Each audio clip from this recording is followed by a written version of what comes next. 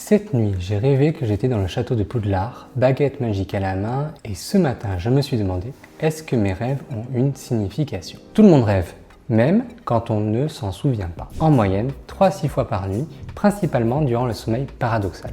Mais attention, la plupart du temps, il ne faut pas chercher le message caché. Les symboles comme voler, tomber ou perdre des dents relèvent plus de la culture populaire que de la science. Cela dit, les rêves ne sont pas inutiles.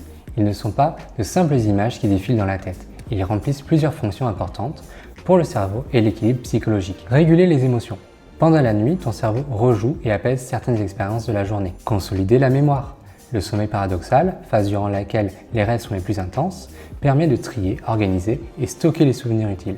Par exemple, une étude qui impliquait des patients amnésiques ayant joué au jeu vidéo Tetris a révélé que malgré leur incapacité à se rappeler d'avoir joué à ce jeu, ces individus ont décrit des blocs Tetris dans leurs rêves alors qu'ils se sont endormis. Stimuler la créativité. En connectant des idées éloignées, le rêve peut favoriser l'émergence de solutions nouvelles.